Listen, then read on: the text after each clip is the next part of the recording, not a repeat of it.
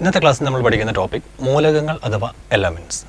മൂലകങ്ങളെക്കുറിച്ച് പറയുമ്പോഴത്തേക്ക് ഒരേ തരം ആറ്റങ്ങൾ കൊണ്ട് നിർമ്മിതമായിരിക്കുന്ന പദാർത്ഥങ്ങളാണ് മൂലകങ്ങൾ എന്ന് ഓർത്തിരിക്കണം. ഒരേ തരം ആറ്റങ്ങൾ കൊണ്ടാണ് എന്ത് നിർമ്മിതമായിരിക്കുന്നത്? മൂലകങ്ങൾ നിർമ്മിതമായിരിക്കുന്നത് പറയുന്നത്. ഇനി മൂലകം അഥവാ എലമെൻ്റ് എന്ന വേർഡ് അല്ലെങ്കിൽ ആ ടേമിനെ കുറിച്ച് പറയുകയാണെങ്കിൽ, മൂലകം എന്ന പദം ആദ്യമായി അവതരിപ്പിച്ചത് അല്ലെങ്കിൽ ഇൻട്രൊഡ്യൂസ് ചെയ്ത സയൻറ്റിസ്റ്റാണ് റോബർട്ട് ബോയിൽ. അതുപോലെ തന്നെ ഈ മൂലകങ്ങളൊക്കെ നമ്മൾ പീരിയോഡിക് ടേബിളിനെ കുറിച്ചൊക്കെ പഠിക്കുമ്പോഴത്തേക്ക് മൂലകങ്ങളൊക്കെ ഓരോ പ്രതീകങ്ങൾ, ഓരോ സിമ്പിൾസ് ഉപയോഗിച്ചാണ് നമ്മളതിനെ റെപ്രസെൻറ്റ് ചെയ്യാറുള്ളത്. ഒരു എക്സാമ്പിൾ പറയുകയാണെങ്കിൽ സോഡിയം എന്നുള്ളതിൻ്റെ പ്രതീകം, സോഡിയത്തിൻ്റെ സിമ്പിളാണ് Na, പൊട്ടാസ്യത്തിൻ്റെ സിമ്പിളാണ് K. ഈ മൂലകങ്ങളെ റെപ്രസെൻറ്റ് ചെയ്യുവാൻ വേണ്ടി നമ്മൾ എന്താണ് ഉപയോഗിക്കുന്നത്? സിമ്പിൾ സമ്പ്രദായമാണ് ഉപയോഗിക്കുന്നത്. അങ്ങനെ മൂലകങ്ങളെ റെപ്രസെൻറ്റ് ചെയ്യുന്നതിന് വേണ്ടി സിമ്പിൾ സമ്പ്രദായം, മൂലകങ്ങൾക്ക് അവയുടെ പേരിനെ അടിസ്ഥാനമാക്കി സിമ്പിൾ സമ്പ്രദായം ആവിഷ്കരിച്ച സയൻറ്റിസ്റ്റാണ് ബെർസേലിയസ് എന്ന് പറയുന്നത്. ഓർത്ത് വെച്ചോണം, മൂലകങ്ങൾക്ക് പല റെപ്രസെൻറ്റേഷൻ കൊടുക്കാറുണ്ടെങ്കിലും അവയുടെ പേരിനെ അടിസ്ഥാനമാക്കിയുള്ള സിമ്പിൾ സമ്പ്രദായം കൊണ്ടുവന്ന ആളെന്ന് പറയുന്ന ആരാണ്? ബെർസേലിയസ് ആണ്. അപ്പോൾ മൂലകങ്ങൾ ഒരേ തരം ആറ്റങ്ങളാൽ നിർമ്മിതമാണ്. മൂലകം എന്ന പദം ആദ്യമായി ഉപയോഗിച്ചതെന്ന് പറയുന്നത് റോബർട്ട് ബോയിലാണ്. മൂലകങ്ങൾക്ക് അവയുടെ പേരിനെ അടിസ്ഥാനമാക്കി സിമ്പിൾ സമ്പ്രദായം അവതരിപ്പിച്ചതെന്ന് പറയുന്നത് ബെർസേലിയസ്. ഇനി മൂലകങ്ങളുടെ ഒരു ക്ലാസിഫിക്കേഷനെ കുറിച്ചാണ് നമ്മൾ പഠിക്കുന്നത്. മൂലകങ്ങളെ നമുക്ക് മൂന്നായി തരംതിരിക്കാം. മൂലകങ്ങളെ 3 ടൈപ്പായിട്ട് ക്ലാസിഫൈ ചെയ്യാൻ സാധിക്കും. അവ ഏതൊക്കെയെന്ന് ചോദിച്ചു കഴിഞ്ഞാൽ ലോഹങ്ങൾ, അലോഹങ്ങൾ, ഉപലോഹങ്ങൾ. മൂലകങ്ങൾ 3 ടൈപ്പാണുള്ളത്. ഏതൊക്കെയാണ്? ലോഹങ്ങളുണ്ട്, അലോഹങ്ങളുണ്ട്, ഉപലോഹങ്ങളുണ്ട്. Metals, non metals and metalloids. ഉപലോഹങ്ങളുടെ ഇംഗ്ലീഷ് ടേമാണ് മെറ്റലോയിഡുകൾ എന്ന് പറയും. ഇനി ലോഹങ്ങളെക്കുറിച്ച് ഈ മൂലകങ്ങൾക്ക് ഇപ്പോൾ നമ്മൾ പറഞ്ഞു 3 ടൈപ്പായിട്ട് ക്ലാസിഫൈ ചെയ്യുന്നു പറഞ്ഞു. അതിന് മുമ്പ് 2 ടൈപ്പായിട്ടായിരുന്നു മൂലകങ്ങളെ വർഗീകരിച്ചിരുന്നു പറയുന്നത്. 2 ടൈപ്പ് എന്ന് പറയുന്നത് ഏതൊക്കെയാണെന്ന് വെച്ചാൽ ലോഹങ്ങളെന്നും അലോഹങ്ങളെന്നും ഒരു വർഗീകരണമാണ് ഉണ്ടായിരുന്നത്. അപ്പോൾ മൂലകങ്ങളെ ലോഹങ്ങളെന്നും അലോഹങ്ങളെന്നും വർഗീകരിച്ച സയൻറ്റിസ്റ്റാണ് ലാവോസിയ. ഓർത്തിരിക്കുക, മൂലകങ്ങളെ ലോഹങ്ങളെന്നും അലോഹങ്ങളെന്നും വർഗീകരിച്ചത് ലാവോസിയ. അറ്റ് പ്രസൻറ്റ് നമ്മൾ മൂലകങ്ങളെ 3ആയിട്ടാണ് ക്ലാസിഫൈ ചെയ്യുന്നത്. ലോഹങ്ങളുണ്ട്, അലോഹങ്ങളുണ്ട്, ഉപലോഹങ്ങളുണ്ട്. ലോഹങ്ങളെക്കുറിച്ച് പറയുകയാണെങ്കിൽ ലോഹങ്ങളുടെയൊക്കെ എക്സാമ്പിൾ നമുക്കറിയാവുന്നതാണ്. ഇരുമ്പ്, ചെമ്പ്, അലൂമിനിയം. ഇതൊക്കെ എന്തിനു ഉദാഹരണമായിട്ട് നമുക്ക് പറയാവുന്നതാണ്? ലോഹങ്ങൾക്ക് ഉദാഹരണമായിട്ട് പറയാം. ഇനി അലോഹങ്ങളെക്കുറിച്ച് പറയുകയാണെങ്കിൽ അലോഹങ്ങൾക്ക് ഉദാഹരണം വാതകങ്ങളൊക്കെ അലോഹങ്ങൾക്ക് ഉദാഹരണമായിട്ട് പറയാം. Oxygen, hydrogen, nitrogen. ഇതൊക്കെ എന്തിനു ഉദാഹരണമായിട്ട് പറയാം? അലോഹങ്ങളായിട്ട് പറയാം. അതുപോലെ തന്നെ ബ്രോമിനും ഒക്കെ അലോഹങ്ങളായിട്ട് പറയാം. ഇനി ഉപലോഹങ്ങൾ അഥവാ മെറ്റലോയിഡുകളുടെ ഉദാഹരണത്തെക്കുറിച്ച് പറയുകയാണെങ്കിൽ കേട്ടിട്ടുള്ളതാണ് സിലിക്കൺ എന്ന് കേട്ടിട്ടുള്ളത്. സിലിക്കൺ എന്ന് പറയുന്നത് ഉപലോഹത്തിന് ഉദാഹരണമാണ്.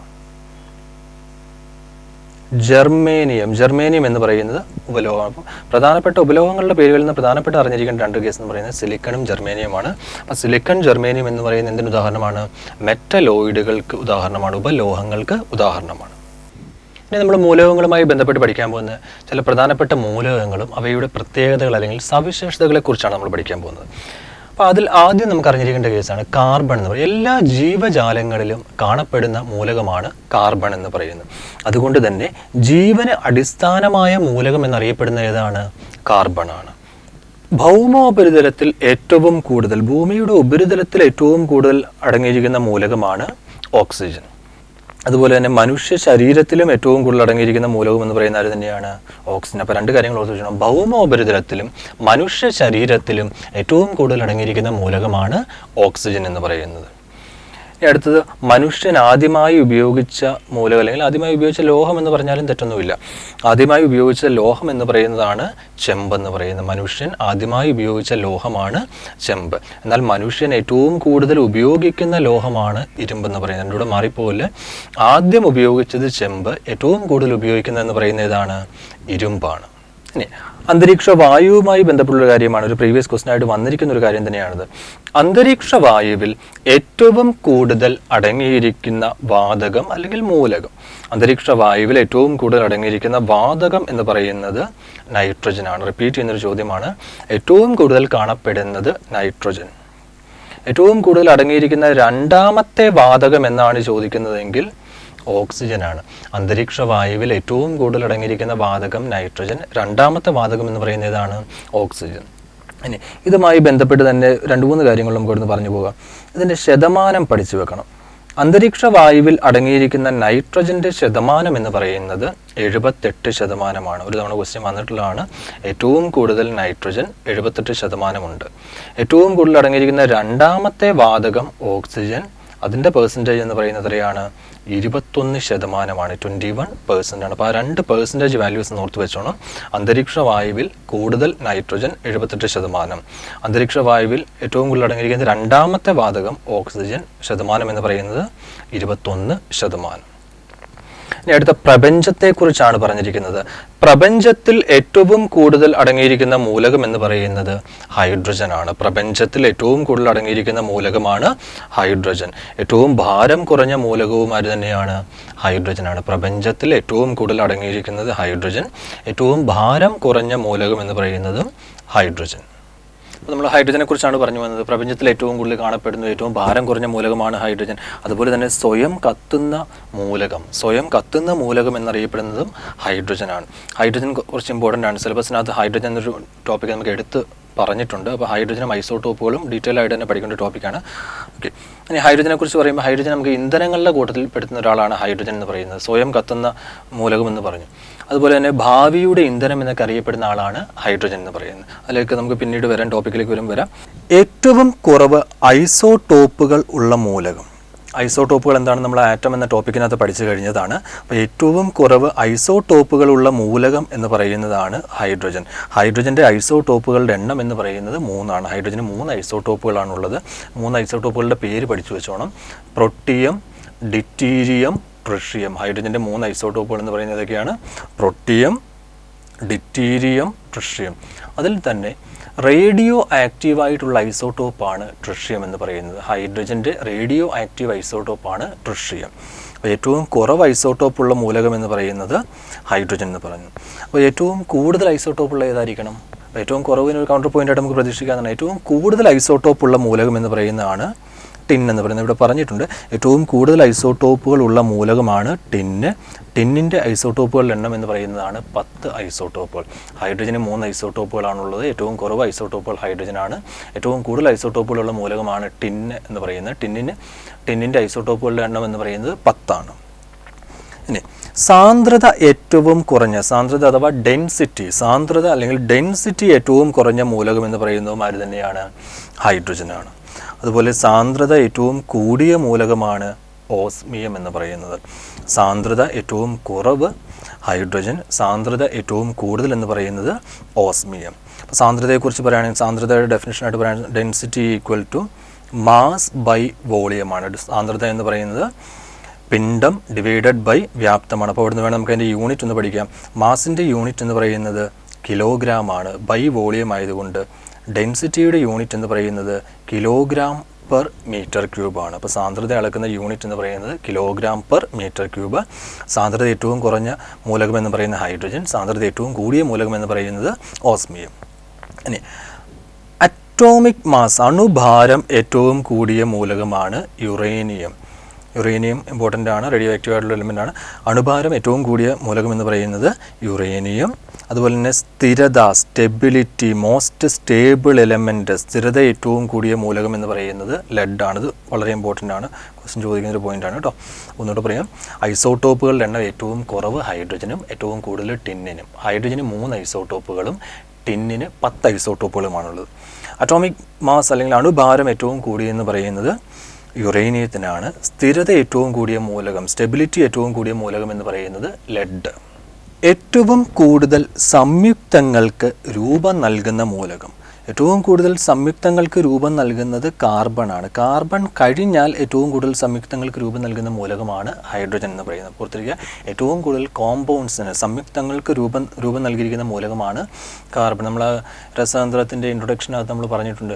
രസതന്ത്രത്തെ 3ആയി തരംതിരിച്ച് നമ്മൾ ഫിസിക്കൽ കെമിസ്ട്രി, കാർബണിക് രസതന്ത്രമോ അകാർബണിക് രസതന്ത്രം എന്നൊക്കെ പറഞ്ഞിട്ടുണ്ട്.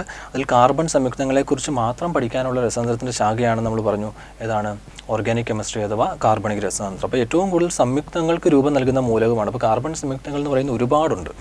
കാർബൺ സംയുക്തങ്ങളുടെ എണ്ണം വളരെ കൂടുതലാണ്. അതുകൊണ്ട് തന്നെ അതിനുവേണ്ടി ഒരു സ്പെഷ്യൽ ബ്രാഞ്ച് ഉണ്ടെന്നേ ഉള്ളൂ. ഓക്കെ, അപ്പോൾ ഏറ്റവും കൂടുതൽ സംയുക്തങ്ങൾക്ക് രൂപം നൽകുന്ന മൂലകം എന്ന് പറയുന്നത് കാർബൺ. കാർബൺ കഴിഞ്ഞാൽ ഹൈഡ്രജൻ. ഓക്കെ, അടുത്ത് ഏറ്റവും ക്രിയാശീലം കൂടിയ മൂലകം, ഏറ്റവും ക്രിയാശീലം കൂടിയ മൂലകമാണ് ഫ്ലൂറിൻ എന്ന് പറയുന്നത്. അതും ഇമ്പോർട്ടൻ്റ് ആണ്.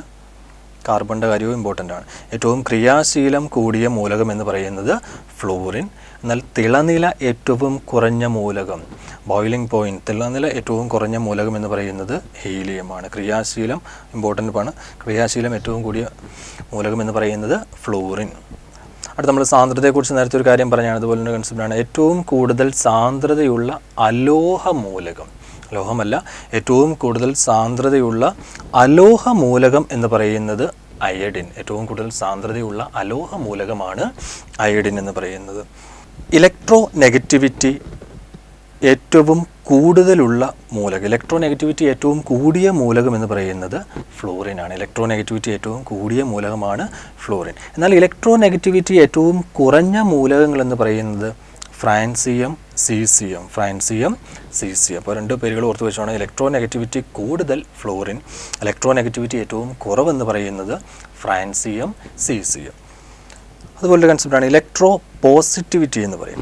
ഇലക്ട്രോ പോസിറ്റിവിറ്റി ഏറ്റവും കൂടുതലുള്ള അസ്ഥിര മൂലകമാണ് ഫ്രാൻസിയം. ഇലക്ട്രോ പോസിറ്റിവിറ്റി ഏറ്റവും കൂടുതലുള്ള അസ്ഥിര മൂലകം, അൺസ്റ്റേബിൾ ആയിട്ടുള്ള എലമെൻ്റ് ആണ് ഫ്രാൻസിയം എന്ന് പറയുന്നത്. ഇലക്ട്രോ പോസിറ്റിവിറ്റി ഏറ്റവും കൂടുതലുള്ള അസ്ഥിര മൂലകം ഫ്രാൻസിയം. അപ്പോൾ നമ്മൾ പറഞ്ഞു ഇലക്ട്രോ പോസിറ്റിവിറ്റി ഏറ്റവും കുറവുള്ള അസ്ഥിര മൂലകത്തെക്കുറിച്ച് പറഞ്ഞു. എന്നാൽ ഇലക്ട്രോ പോസിറ്റിവിറ്റി ഏറ്റവും കൂടുതലുള്ള സ്ഥിര മൂലകമാണ് സീസിയം എന്ന് പറയുന്നത്. ഏറ്റവും കൂടുതലുള്ള സ്ഥിര മൂലകമാണ് സീസിയം. അതുപോലെ തന്നെ അപൂർവ ലോഹം, അസ്റ്റാറ്റിൻ ഇമ്പോർട്ടൻ്റ് ആണ്. ഭൂമിയിൽ ഏറ്റവും കുറവ് കാണപ്പെടുന്ന മൂലകമാണ് അസ്റ്റാറ്റിൻ എന്ന് പറയുന്നത്. അപൂർവ മൂലകം എന്നറിയപ്പെടുന്നതാണ് അസ്റ്റാറ്റിൻ. ഇത് ചോദിക്കുന്നൊരു പോയിൻ്റാണ്. അപൂർവ മൂലകം എന്നറിയപ്പെടുന്നത് അസ്റ്റാറ്റിൻ. പിന്നെ റെഡോണിനെ കുറിച്ചാണ് പറഞ്ഞത്. റെഡോണിൻ്റെ പ്രത്യേകത എന്താണെന്ന് ചോദിച്ചാൽ വാതകമാണ്. ആ വാതകത്തിനൊരു പ്രത്യേകതയുണ്ട്. റേഡിയോ ആക്റ്റീവ് വാതകമാണ് റെഡോൺ എന്ന് പറയുന്നത്. റേഡിയോ ആക്റ്റീവ് വാതകം എന്ന് പറയുന്നതാണ് റെഡോൺ. വീണ്ടും ഫ്രാൻസിയത്തെക്കുറിച്ച് തന്നെയാണ്. ഏറ്റവും അസ്ഥിരമായ മൂലകം, ആവർത്തന പട്ടികയിലെ ഏറ്റവും അസ്ഥിരമായ മൂലകം എന്ന് പറയുന്നത് ഫ്രാൻസിയമാണ്. ആവർത്തന പട്ടികയിലെ ഏറ്റവും അസ്ഥിരമായ മൂലകം എന്ന് പറയുന്നത് ഫ്രാൻസിയം. പിന്നെ ഹൈഡ്രജനെ കുറിച്ചാണ് കാര്യം പറയുന്നത്. ആസിഡുകളെക്കുറിച്ച് പറയുമ്പോഴത്തേക്ക് എല്ലാ ആസിഡുകളിലും കാണപ്പെടുന്ന മൂലകമാണ് ഹൈഡ്രജൻ പറയുന്നത്. ഈ ആസിഡുകളെക്കുറിച്ച് പറഞ്ഞാൽ ഹൈഡ്രജനെ വിട്ടുകൊടുക്കാൻ കഴിവുള്ള പദാർത്ഥങ്ങൾക്ക് പറയുന്ന പേരാണ് ആസിഡുകൾ എന്ന് പറയുന്നത്. അങ്ങനെ വിട്ടുകൊടുക്കാൻ ഒരു പദാർത്ഥത്തിന് കഴിയണമെങ്കിൽ തൻ്റെ കയ്യിൽ കൂടുതലായിട്ട് ആരുണ്ടായിരിക്കണം? ഹൈഡ്രജൻ ഉണ്ടായിരിക്കണം. അപ്പോൾ എല്ലാ ആസിഡുകളിലും അടങ്ങിയിരിക്കുന്ന മൂലകമാണ് ഇത് ഹൈഡ്രജൻ എന്ന് പറയുന്നത്. ഓർത്തിരിക്കുക, പ്രീവിയസ് ക്വസ്റ്റ്യൻ തന്നെയാണിത്. എല്ലാ ആസിഡുകളിലും അടങ്ങിയിരിക്കുന്ന മൂലകമാണ് ഹൈഡ്രജൻ. അതുപോലെ തന്നെ ലോഹ സ്വഭാവം കാണിക്കുന്ന അലോഹ മൂലകം, ലോഹത്തിൻ്റെയും അലോഹത്തിൻ്റെയും സ്വഭാവമാണ് ആർക്കുള്ളത്? ഹൈഡ്രജനുള്ളത്. ലോഹങ്ങളുടെയും ലോഹ സ്വഭാവം കാണിക്കുന്ന അലോഹ മൂലകം എന്ന് പറയുന്നതും ആരാണ്? ഹൈഡ്രജനാണ്. പ്രപഞ്ചത്തിൽ ഏറ്റവും കൂടുതൽ കാണപ്പെടുന്ന മൂലകം ഏതാണെന്ന് പറയുന്നുണ്ട്? ഹൈഡ്രജൻ എന്ന് പറഞ്ഞു. അതുപോലെ തന്നെ സൂര്യനിൽ ഏറ്റവും കൂടുതൽ അടങ്ങിയിരിക്കുന്ന മൂലകവും ഏതാണ്? ഹൈഡ്രജനാണ്. ഈ ഹൈഡ്രജൻ ന്യൂക്ലിയർ ഫ്യൂഷൻ, അണുസംയോജനം വഴി എന്താക്കി മാറ്റപ്പെടുന്നു? ഹീലിയമാക്കി മാറ്റപ്പെടുന്നു. അപ്പോൾ സൂര്യനിൽ നടക്കുന്ന ഊർജോൽപാദന പ്രക്രിയ, പ്രീവിയസ് ക്വസ്റ്റ്യൻ ആണ്. സൂര്യനിൽ നടക്കുന്ന ഊർജോൽപാദന പ്രക്രിയ എന്ന് പറയുന്നതാണ് ന്യൂക്ലിയർ ഫ്യൂഷൻ. ന്യൂക്ലിയർ ഫ്യൂഷനിൽ സംഭവിക്കുന്ന മാറ്റം ഹൈഡ്രജൻ എന്തായി മാറുന്നു? ഹീലിയമായിട്ട് മാറുന്നു. അപ്പോൾ സൂര്യനിൽ ഏറ്റവും കൂടുതലുള്ള മൂലകം ഹൈഡ്രജൻ. ആ പ്രവർത്തനത്തിൻ്റെ ഫലമായി ഹൈഡ്രജൻ എന്തായി മാറ്റം, അല്ലെങ്കിൽ സൂര്യനിൽ നിർമ്മിക്കപ്പെടുന്ന മൂലകമാണ് ഇത് ഹീലിയം എന്ന് പറയുന്നത്. ഹൈഡ്രജൻ ഹീലിയമായി മാറ്റപ്പെടുന്നു. അപ്പോൾ ന്യൂക്ലിയർ ഫ്യൂഷൻ ഇമ്പോർട്ടൻ്റ് ആണ്. സൂര്യനിലും മറ്റ് നക്ഷത്രങ്ങളിലും നടക്കുന്ന ഊർജോൽപാദന പ്രക്രിയ എന്നൊരു പ്രീവിയസ് ക്വസ്റ്റ്യൻ ചോദിച്ചിട്ടുണ്ട്. സൂര്യനിലും മറ്റ് നക്ഷത്രങ്ങളിലും നടക്കുന്ന ഊർജോൽപാദന പ്രക്രിയയാണ് ന്യൂക്ലിയർ ഫ്യൂഷൻ അഥവാ അണു സംയോജനം. അടുത്ത് നമുക്ക് പറയേണ്ട കൺസെപ്റ്റാണ് ജ്വലനത്തെ നിയന്ത്രിക്കുന്ന മൂലകം. ജ്വലനവുമായി ബന്ധപ്പെട്ട് 3 കാര്യങ്ങൾ പഠിച്ചു വെക്കണം. ജ്വലനത്തെ നിയന്ത്രിക്കുന്ന മൂലകം എന്ന് പറയുന്നത് നൈട്രജനാണ്. എന്നാൽ ജ്വലനത്തെ സഹായിക്കുന്ന മൂലകം എന്ന് പറയുന്നത് ഓക്സിജൻ. അപ്പോൾ ഓർത്തു വെക്കുക, ജ്വലനത്തെ നിയന്ത്രിക്കുന്നത് നൈട്രജൻ, ജ്വലനത്തെ സഹായിക്കുന്നത് ഓക്സിജൻ, സ്വയം ജ്വലിക്കുന്ന മൂലകം എന്ന് പറയുന്നതാണ് ഹൈഡ്രജൻ. നമ്മൾ നേരത്തെ പറഞ്ഞതാണ്. ഓർത്തു വെക്കുക, ജ്വലനവുമായി ബന്ധപ്പെട്ട് 3 കാര്യങ്ങളാണ് പറഞ്ഞത്. ജ്വലനത്തെ നിയന്ത്രിക്കുന്നത് നൈട്രജൻ, ജ്വലനത്തിന് സഹായിക്കുന്നത് ഓക്സിജൻ, സ്വയം ജ്വലിക്കുന്നത് ഹൈഡ്രജൻ. എന്നാൽ ജ്വലനത്തെ നിർത്തുന്നത് വാതകം എന്ന് പറയുന്നതാണ് കാർബൺ ഡയോക്സൈഡാണ്. ജ്വലനത്തെ നിർത്തുന്നതെന്ന് പറയുന്നത് കാർബൺ ഡൈ ഓക്സൈഡ്, നിയന്ത്രിക്കുന്നത് നൈട്രജൻ, സഹായിക്കുന്നത് ഓക്സിജൻ, നിർത്തുന്നത് കാർബൺ ഡൈ ഓക്സൈഡ്, സ്വയം ജ്വലിക്കുന്നത് ഹൈഡ്രജൻ. അടുത്തത് സൗരസെൽ നിർമ്മാണവുമായി ബന്ധപ്പെട്ട പോയിന്റാണ്. സൗരസെല്ലുകൾ അഥവാ നമുക്കറിയാം സോളാർ സെല്ലുകൾ എന്ന് പറയും. സോളാർ സെല്ല്, സൗരസെല്ലുകളുടെ അഥവാ സോളാർ സെല്ലുകളുടെ നിർമ്മാണത്തിന് ഉപയോഗിക്കുന്ന മൂലകം അഥവാ മെറ്റലോയിഡ് എന്ന് പറഞ്ഞാലും തെറ്റൊന്നുമില്ല ആണ് സിലിക്കൺ എന്ന് പറയുന്നത്. സോളാർ സെല്ലുകളുടെ നിർമ്മാണത്തിന് ഉപയോഗിക്കുന്ന മൂലകമാണ് സിലിക്കൺ. പ്രീവിയസ് ക്വസ്റ്റ്യൻ ആണ്. സോളാർ സെല്ലുകളിൽ മാത്രമല്ല, നമ്മുടെ ഈ മൈക്രോ പ്രോസസ്സറുകൾ, IC ചിപ്പുകൾ എന്നിവയുടെ എല്ലാ നിർമ്മാണത്തിന് ഉപയോഗിക്കുന്ന മൂലകമാണ് ഇത് സിലിക്കൺ. ക്വസ്റ്റ്യൻ ചോദിച്ചപ്പോൾ സോളാർ സെല്ലെന്ന് എടുത്ത് ചോദിച്ചിട്ടുണ്ടെന്നേ ഉള്ളൂ. സോളാർ സെല്ലുകളുടെ നിർമ്മാണത്തിന് ഉപയോഗിച്ചിരിക്കുന്ന മൂലകം എന്ന് പറയുന്നത് സിലിക്കൺ. പിന്നെ ചന്ദ്രനുമായി ബന്ധപ്പെട്ട കാര്യം, ചന്ദ്രനിലെ പാറകളിൽ കാണപ്പെടുന്ന മൂലകമാണ് ടൈറ്റാനിയം. ചന്ദ്രനിലെ പാറകളിൽ കാണപ്പെടുന്നത് ടൈറ്റാനിയം. എന്നാൽ ചന്ദ്രോപരിതലത്തിൽ ഏറ്റവും കൂടുതൽ അടങ്ങിയിരിക്കുന്നത് സിലിക്കൺ ആണ്. ചന്ദ്രൻ്റെ ഉപരിതലത്തിൽ ഏറ്റവും കൂടുതൽ അടങ്ങിയിരിക്കുന്ന മൂലകം എന്ന് പറയുന്ന ആരാണ്? സിലിക്കൺ. എന്നോട് മാറിപ്പോവല്ലേ, ചന്ദ്രോപരിതലത്തിൽ ഏറ്റവും കൂടുതൽ കാണപ്പെടുന്നത് സിലിക്കൺ, ചന്ദ്രനിലെ പാറകളിൽ അടങ്ങിയിരിക്കുന്നതെന്ന് പറയുന്നത് ടൈറ്റാനിയം. പിന്നെ മനുഷ്യ ശരീരവുമായി ബന്ധപ്പെട്ട മൂലകങ്ങളെക്കുറിച്ച് 2-3 കാര്യങ്ങൾ പറഞ്ഞിരിക്കുന്നത്. എല്ലിൻ്റെ വളർച്ചയ്ക്ക് സഹായിക്കുന്ന, എല്ലുകളുടെയും പല്ലുകളുടെയും ഒക്കെ വളർച്ചയ്ക്ക് സഹായിക്കുന്ന മൂലകമാണ് കാൽസ്യം. എല്ലുകളുടെയും പല്ലുകളുടെയും വളർച്ചയ്ക്ക് സഹായിക്കുന്ന മൂലകമാണ് കാൽസ്യം. അതുപോലെ തന്നെ മനുഷ്യ ശരീരത്തിൽ കാൽസ്യത്തിൻ്റെ ആഗിരണത്തിന് സഹായിക്കുന്ന വൈറ്റമിൻ എന്ന് പറയുന്നതാണ് വൈറ്റമിൻ ഡി എന്ന് പറയുന്നത്. മനുഷ്യ ശരീരത്തിൽ കാൽസ്യത്തിൻ്റെ ആഗിരണത്തിന് സഹായിക്കുന്ന വൈറ്റമിനാണ് വൈറ്റമിൻ ഡി. എല്ലുകളുടെയും പല്ലുകളുടെയും വളർച്ചയ്ക്ക് സഹായിക്കുന്ന മൂലകമാണ് കാൽസ്യം. എന്നാൽ പല്ലിൻ്റെ ആരോഗ്യത്തിന് ആവശ്യമായ മൂലകം എന്ന് ചോദിച്ചു കഴിഞ്ഞാൽ ഇതാണ് ഫ്ലോറിനാണ്. ഇനി കുടിവെള്ള ശുദ്ധീകരണം, ക്ലോറിനേഷനുമായി ബന്ധപ്പെട്ട പോയിന്റാണ്. കുടിവെള്ളം ശുദ്ധീകരിക്കുവാൻ ഉപയോഗിക്കുന്ന വാതകം അല്ലെങ്കിൽ മൂലകമാണ് ക്ലോറിൻ. ആ പ്രക്രിയയാണ് ക്ലോറിനേഷൻ എന്ന് പറയും. ക്ലോറിൻ കടത്തിവിട്ട് അണുവിമുക്തമാക്കാൻ വേണ്ടിയാണ്, അണുമുക്തമാക്കുകയാണ് ചെയ്യുന്നത്. ഉപയോഗിക്കുന്ന മൂലകം എന്ന് പറയുന്നത് ക്ലോറിനാണ്. പിന്നെ ഇലക്ട്രിക് ബൾബ്, വൈദ്യുത ബൾബുകളുമായി ബന്ധിച്ച ഒരു ചോദ്യമാണ്. സാധാരണ ബൾബിൽ നിറയ്ക്കുന്ന വാതക മൂലകം, അത് പല വാതകങ്ങൾ ചോദിക്കാം. വേപ്പർ ലാമ്പുകളൊക്കെ പറയുമ്പോഴത്തേക്ക് ഓരോ വേപ്പർ ലാമ്പിനും ഡിഫറെൻറ്റ് കളേഴ്സ് ഉണ്ട്. അതുകൊണ്ടാണ് ഇങ്ങനെ എടുത്ത് പറഞ്ഞിരിക്കുന്നത്. സാധാരണ ബൾബിൽ നിറയ്ക്കുന്ന വാതക മൂലകം എന്ന് പറയുന്നതാണ് ഏത്? Argon. Hydrogen vapour lamp, nitrogen vapour lamp എന്നൊക്കെ പറഞ്ഞ് വേപ്പർ ലാമ്പുകൾ വേറെ കുറേ നമുക്ക് പഠിക്കാനുണ്ട്. ഓക്കെ, അപ്പോൾ അതുമായിട്ട് കൺഫ്യൂസ്ഡ് ആകില്ല. സാധാരണ ബൾബിൽ നിറയ്ക്കുന്ന വാതകം എന്ന് പറയുന്നത് ആർഗണാണ്. അതുപോലെ തന്നെ ബൾബുകളുടെ ഫിലമെൻറ്റ് നിർമ്മിക്കാൻ ഉപയോഗിക്കുന്ന ലോഹമാണ് ടങ്സ്റ്റൺ എന്ന് പറയുന്നത്. അപ്പോൾ ബൾബിൽ നിറയ്ക്കുന്ന വാതകം ആർഗൺ, ഫിലമെൻറ്റ് നിർമ്മിക്കുന്ന ലോഹം എന്ന് പറയുന്നത് ടങ്സ്റ്റൺ. ഇനിയിപ്പോൾ നിങ്ങളോട് ഇങ്ങനെ ചോദിക്കുക, ബൾബിൽ നിറയ്ക്കുന്ന വാതകം എന്ന് ചോദിച്ചിരിക്കുകയാണ്. പക്ഷേ ആർഗൺ ഓപ്ഷനിൽ ഇല്ല എങ്കിൽ ഉത്തരമായിട്ട് എന്ത് പറയും? അപ്പോൾ അവിടെ ശ്രദ്ധിച്ചോണം. ബൾബിൽ നിറയ്ക്കുന്ന എന്ന് പറയുന്നത് ആർഗണിൻ്റെയും നൈട്രജൻ്റെയും ഒരു മിശ്രിതമാണ് ബൾബുകളിൽ നിറയ്ക്കുന്നത്. അപ്പോൾ ബൾബിൽ നിറയ്ക്കുന്ന വാതക മൂലകം എന്ന് ചോദിച്ചിട്ട് ആർഗൺ ഇല്ലെങ്കിൽ മാത്രമേ ഓപ്ഷൻ ആൻസറായിട്ട് ഇത് പറയാവുള്ളൂ, നൈട്രജൻ പറയാവുള്ളൂ. ഫസ്റ്റ് പ്രിഫറൻസ് എപ്പോഴും ഇതിനെ കൊടുക്കാവുള്ളൂ, ആർഗണിന് കൊടുക്കുക. പിന്നെ ബൾബിൻ്റെ ഫിലമെൻറ്റ് നിർമ്മാണത്തിന് ഉപയോഗിക്കുന്ന ലോഹമാണ് ടങ്സ്റ്റൺ. എന്തുകൊണ്ടാണ് ടങ്സ്റ്റൺ തന്നെ ബൾബിൻ്റെ ഫിലമെൻറ്റ് നിർമ്മിക്കുവാൻ ഉപയോഗിച്ചിരിക്കുന്നത്? മറ്റ് ലോഹങ്ങളൊന്നും ഉപയോഗിക്കുക, ടങ്സ്റ്റൺ തന്നെ ഉപയോഗിക്കാനുള്ള കാരണം എന്താണ്? അതിന് 2 പ്രോപ്പർട്ടീസ് ആണുള്ളത്. 2 മെയിൻ പ്രോപ്പർട്ടീസ് കൊണ്ടാണ് ടങ്സ്റ്റൺ ഉപയോഗിക്കുന്നത് പറയുന്നത്. ദ്രവണാങ്കം, മെൽറ്റിംഗ് പോയിൻ്റ് ഏറ്റവും കൂടിയ ലോഹമാണ് ടങ്സ്റ്റൺ എന്ന് പറയുന്നത്.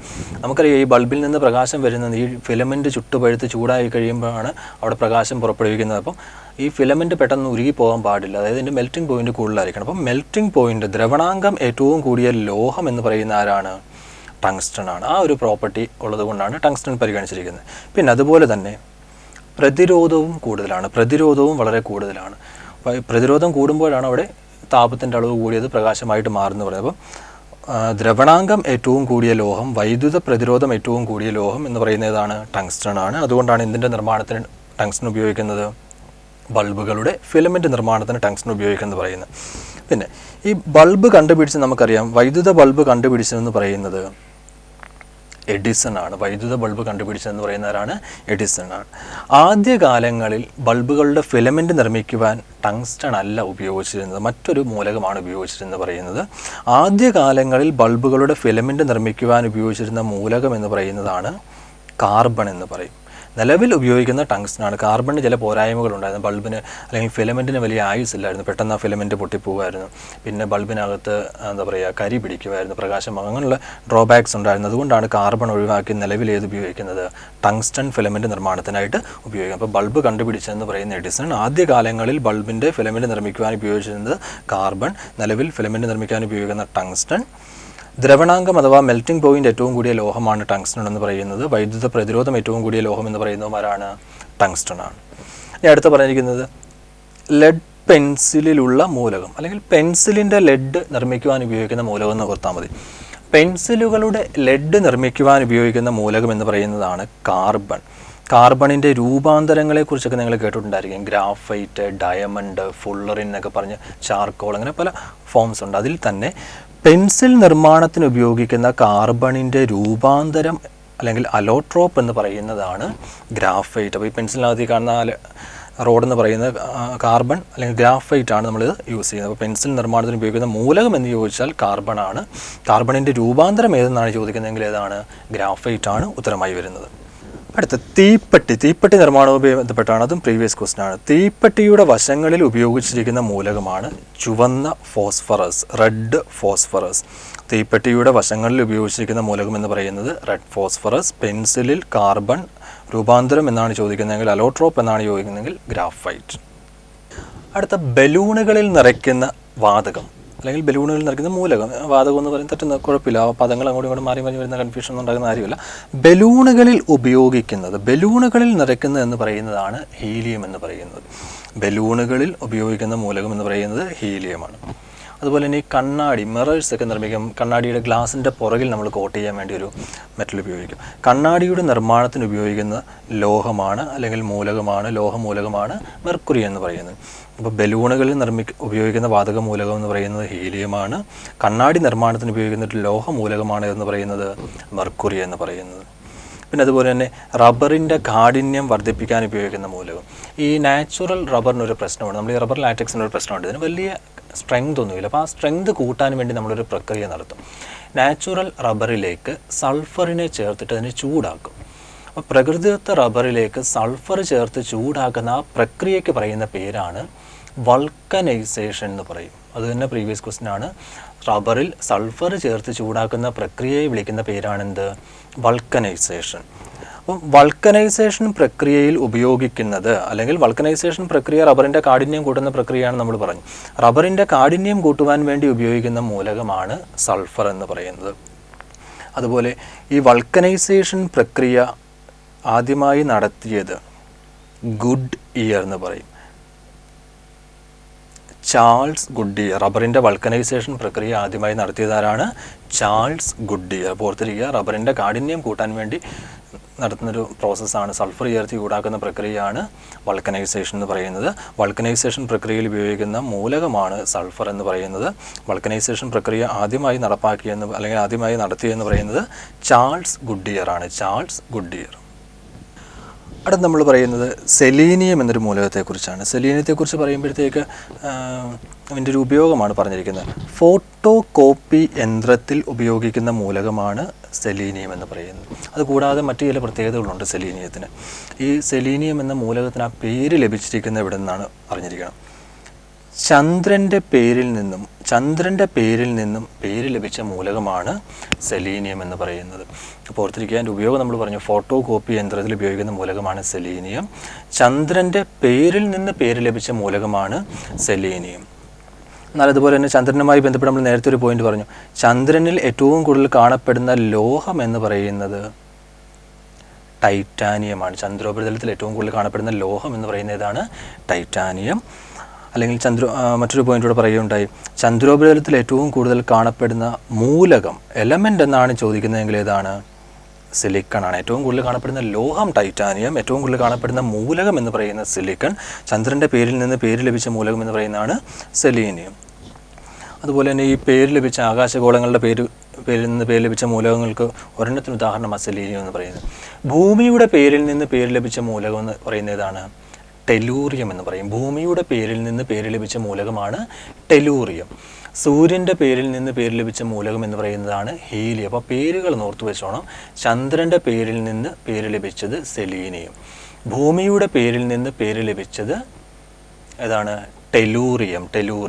അതുപോലെ തന്നെ സൂര്യൻ്റെ പേരിൽ നിന്ന് പേര് ലഭിച്ച മൂലകം എന്ന് പറയുന്നത് ഹീലിയം. ചന്ദ്രോപരിതലത്തിൽ ഏറ്റവും കൂടുതൽ കാണപ്പെടുന്ന മൂലകം സിലിക്കൺ, ഏറ്റവും കൂടുതൽ കാണപ്പെടുന്ന ലോഹം എന്നല്ലെങ്കിൽ ചന്ദ്രനിലെ പാറകളിൽ കാണപ്പെടുന്ന മൂലകം എന്നൊക്കെയാണ് ചോദിക്കുന്നതെങ്കിൽ ഏതാണ്? ടൈറ്റാനിയമാണ്. ഭാവിയുടെ ലോഹം എന്നൊക്കെ അറിയപ്പെടുന്നതാണ് ടൈറ്റാനിയം എന്ന് പറയുന്നത്. പിന്നെ പറഞ്ഞിരിക്കുന്ന IC ചിപ്പുകളുടെ, നമ്മൾ നേരത്തെ സോളാർ സെല്ലിനെ കുറിച്ച് പറഞ്ഞായിരുന്നു. സോളാർ സെല്ലുകളുടെയും IC ചിപ്പുകളുടെയും മൈക്രോ പ്രൊസസ്സറുകളുടെയും ഒക്കെ നിർമ്മാണത്തിന് ഉപയോഗിക്കുന്ന മൂലകം ഏത് തന്നെയാണ്? സിലിക്കൺ തന്നെയാണ് ഉപയോഗിക്കുന്നത്. സിലിക്കൺ എന്ന് പറയുന്നത് ഒരു ഉപലോഹമാണ്, ഒരു മെറ്റലോയിഡിന് ഉദാഹരണമാണ് സിലിക്കൺ എന്ന് പറയുന്നത്. പിന്നെ ട്യൂബ് ലൈറ്റിൻ്റെ നിർമ്മാണത്തിന് ഉപയോഗിക്കുന്നത്, ഇത് ഒന്ന് ശ്രദ്ധിക്കേണ്ട പോയിൻ്റാണ്. ട്യൂബ് ലൈറ്റിൻ്റെ നിർമ്മാണത്തിന് ഉപയോഗിക്കുന്നതെന്ന് പറയുന്നത് മോളിബ്ഡിനമാണ്. അതിൻ്റെ ആ ഡിസ്ചാർജ് പോയിന്റുകളിൽ ഉപയോഗിച്ചിരിക്കുന്നതാണ് മോളിബ്ഡിനം. എന്നാൽ ഇത് കൂടാതെ ട്യൂബ് ലൈറ്റിൻ്റെ പ്രകാശത്തിൻ്റെ നിറം നമുക്കറിയാം, നല്ല പ്യുവർ വൈറ്റ് അല്ലെങ്കിൽ മിൽക്കി വൈറ്റ് കളറാണ്. ആ നിറം ലഭിക്കാൻ വേണ്ടി ട്യൂബ് ലൈറ്റിനകത്ത് മെർക്കുറി വേപ്പർ ഫില്ല് ചെയ്തിട്ടുണ്ട്. ഓപ്ഷൻ നോക്കിയേ മാനേജ് ചെയ്യാവുള്ളൂ. ട്യൂബ് ലൈറ്റിൻ്റെ നിർമ്മാണത്തിന് 2 ലോഹങ്ങളുമായിട്ട് ബന്ധമുണ്ട്. മോളിബ്ഡിനവും ഉപയോഗിക്കുന്നുണ്ട്. അതിനകത്ത് വേപ്പറായിട്ട് ഇത് ഫില്ല് ചെയ്തിട്ടുണ്ട്, മെർക്കുറി വേപ്പറും ഫില്ല് ചെയ്തിട്ടുണ്ട്. അപ്പോൾ അവിടുന്ന് ഒരു അഡീഷണൽ പോയിന്റ് കൂടെ നമുക്ക് പഠിക്കാം. മെർക്കുറി വേപ്പർ ലാമ്പിൻ്റെ നിറം എന്ന് പറയുന്നത് വൈറ്റാണ്. അടുത്തത് ട്രാൻസിസ്റ്ററിനെ കുറിച്ചാണ് പറഞ്ഞിരിക്കുന്നത്. ട്രാൻസിസ്റ്ററിൻ്റെ നിർമ്മാണം ജർമേനിയമാണ്. IC ചിപ്പുകൾ, സോളാർ സെല്ലുകളൊക്കെ ഏതാണ്? സിലിക്കൺ. ട്രാൻസിസ്റ്റർ നിർമ്മാണത്തിന് ഉപയോഗിക്കുന്ന മൂലകം എന്ന് പറയുന്നത് ജർമേനിയം. മനുഷ്യ ശരീരവുമായി ബന്ധപ്പെട്ട് ഒരു മൂലകത്തെക്കുറിച്ചാണ് പറഞ്ഞിരിക്കുന്നത്.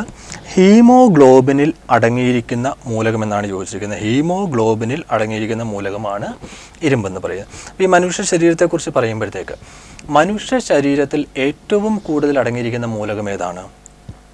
മനുഷ്യ ശരീരത്തിൽ ഏറ്റവും കൂടുതൽ അടങ്ങിയിരിക്കുന്ന മൂലകം എന്ന് പറയുന്നത് ഓക്സിജനാണ്. ഏറ്റവും കൂടുതൽ അടങ്ങിയിരിക്കുന്ന മൂലകം എന്ന് പറയുന്നത് ഓക്സിജൻ. മനുഷ്യ ശരീരത്തിൽ ഏറ്റവും കൂടുതൽ കാണപ്പെടുന്ന സംയുക്തം എന്ന് പറയുന്നത് ജലമാണ്, H2O. മനുഷ്യ ശരീരത്തിൽ ഏറ്റവും കൂടുതൽ കാണപ്പെടുന്ന സംയുക്തം ജലം, ഏറ്റവും കൂടുതൽ അടങ്ങിയിരിക്കുന്ന മൂലകം എന്ന് പറയുന്നത് ഓക്സിജൻ. ഇനി ഇതിന് സിമിലർ ആയിട്ട് 2 പോയിന്റ്സ് കൂടെ പറയാം. മനുഷ്യ ശരീരത്തിൽ ഏറ്റവും കൂടുതൽ അടങ്ങിയിരിക്കുന്ന ലോഹം ആരാണ്? കാൽസ്യമാണ്. മനുഷ്യ ശരീരത്തിൽ ഏറ്റവും കൂടുതൽ കാണപ്പെടുന്ന ലോഹം കാൽസ്യം, എന്നാൽ ഏറ്റവും കൂടുതൽ കാണപ്പെടുന്ന മൂലകം എന്ന് പറയുന്ന ഏതാണ്? ഓക്സിജൻ. പിന്നെ നമ്മൾ പറഞ്ഞ ജലത്തെക്കുറിച്ചല്ലേ പറഞ്ഞത്. മനുഷ്യ ശരീരത്തിൽ ഏറ്റവും കൂടുതൽ കാണപ്പെടുന്ന സംയുക്തം എന്ന് പറയുന്നത് ജലമെന്ന് പറഞ്ഞു. എന്നാൽ ലോഹ സംയുക്തം ഏതെന്ന് ചോദിച്ചാൽ, മനുഷ്യ ശരീരത്തിൽ ഏറ്റവും കൂടുതൽ കാണപ്പെടുന്ന ലോഹ സംയുക്തം എന്നാണ് ചോദിക്കുന്നതെങ്കിൽ കാൽസ്യം ഫോസ്ഫേറ്റ് ആണ്. Calcium phosphate. എല്ലുകളും പല്ലുകളും ഒക്കെ നിർമ്മിക്കപ്പെട്ടിരിക്കുന്ന കാൽസ്യം സംയുക്തം എന്ന് പറയുന്നതാണ് കാൽസ്യം ഫോസ്ഫേറ്റ് എന്ന് പറയുന്നത്. അപ്പോൾ നമ്മൾ ഹീമോഗ്ലോബിനെ കുറിച്ചാണ് പറഞ്ഞു തുടങ്ങിയത്, മനുഷ്യ ശരീരമായിട്ട് കണക്ട് ചെയ്തത്. ഹീമോഗ്ലോബിനിൽ അടങ്ങിയിരിക്കുന്ന ഏതാണ്? ഇരുമ്പ്. മനുഷ്യ ശരീരത്തിൽ ഏറ്റവും കൂടുതൽ ഓക്സിജൻ, ഏറ്റവും കൂടുതൽ അടങ്ങിയിരിക്കുന്ന സംയുക്തം ജലം, ഏറ്റവും കൂടുതൽ അടങ്ങിയിരിക്കുന്ന ലോഹം കാൽസ്യം, ഏറ്റവും കൂടുതൽ അടങ്ങിയിരിക്കുന്ന ലോഹം കാൽസ്യം, എന്നാൽ ഏറ്റവും കൂടുതൽ അടങ്ങിയിരിക്കുന്ന ലോഹ സംയുക്തം എന്ന് പറയുന്നത് കാൽസ്യം ഫോസ്ഫേറ്റ് ആണ്. Calcium phosphate. അപ്പോൾ നിങ്ങളോട് ചോദിക്കും, ഇപ്പം ഇവിടെ പറഞ്ഞിരിക്കുന്ന ഹീമോഗ്ലോബിനിൽ അടങ്ങിയിരിക്കുന്ന മൂലകം എന്നാണ് എങ്കിൽ മനുഷ്യ രക്തത്തിൽ ഏറ്റവും കൂടുതൽ അടങ്ങിയിരിക്കുന്ന മൂലകം എന്ന് ചോദിച്ചാൽ എന്ത് പറയും? മനുഷ്യരക്തം. മനുഷ്യരക്തത്തെക്കുറിച്ച് പറയുമ്പോഴത്തേക്ക് മനുഷ്യ രക്തത്തിൽ ഏറ്റവും കൂടുതൽ അടങ്ങിയിരിക്കുന്നത് പറയുന്നത് പൊട്ടാസ്യമാണ്. പൊട്ടാസ്യം കഴിഞ്ഞാൽ സോഡിയം, 3ാം സ്ഥാനത്ത് കാണപ്പെടുന്നതാണ് ഇരുമ്പെന്ന് പറയുന്നത്. അപ്പോൾ അത് ഒന്ന് നോക്കിക്കോണം. ഹീമോഗ്ലോബിനിൽ ഇരുമ്പ്, മനുഷ്യ രക്തത്തിൽ ഏറ്റവും കൂടുതൽ അടങ്ങിയിരിക്കുന്നത് പൊട്ടാസ്യം. പൊട്ടാസ്യത്തിൻ്റെ സിമ്പിളാണ് K എന്ന് പറയുന്നത്, കാലിയം എന്ന് പറയും.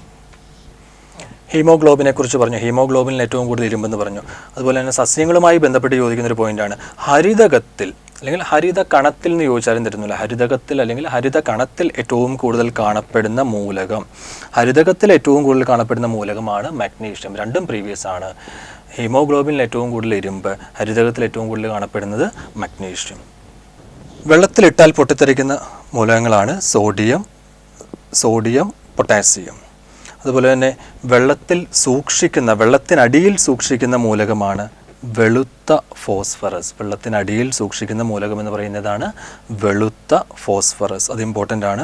തീപ്പെട്ടി നിർമ്മാണത്തെക്കുറിച്ച് നമ്മൾ പറഞ്ഞായിരുന്നു. തീപ്പെട്ടി നിർമ്മാണത്തിന് ഉപയോഗിക്കുന്നത് ചുവന്ന ഫോസ്ഫറസ് ആണ്.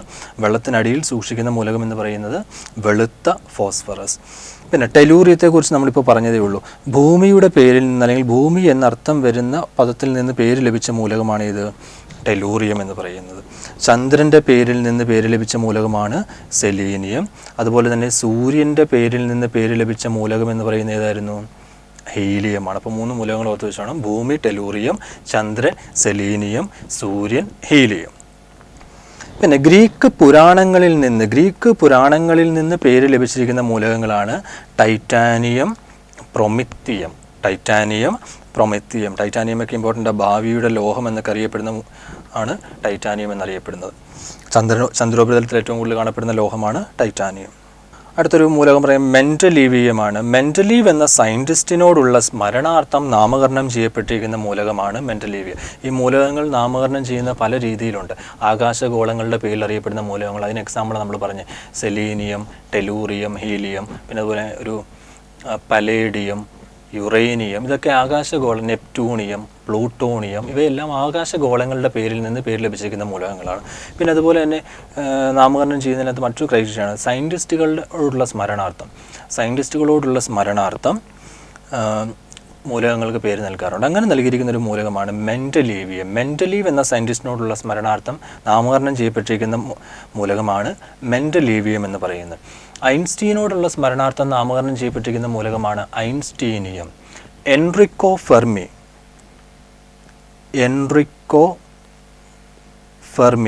ഫെർമിയോടുള്ള സ്മരണാർത്ഥം നാമകരണം ചെയ്യപ്പെട്ടിരിക്കുന്നതാണ് ഫെർമിയം എന്ന് പറയുന്നത്. പിന്നെ മാഡം ക്യൂറിയോടുള്ള സ്മരണാർത്ഥം, ഇവിടെ വനിതകളോടുള്ള സ്മരണാർത്ഥം നാമകരണം ചെയ്യപ്പെട്ടിരിക്കുന്നതാണ്, അല്ലെങ്കിൽ മാഡം ക്യൂറിയോടുള്ള സ്മരണാർത്ഥമാണ് ക്യൂറിയം എന്ന മൂലകത്തിന് ആ പേര് നൽകിയിരിക്കുന്നത്. ഒരു വ്യക്തിയുടെ പേരിൽ അറിയപ്പെടാൻ തുടങ്ങിയ ആദ്യ മൂലകം എന്ന് പറയുന്നതാണ് സമേറിയം.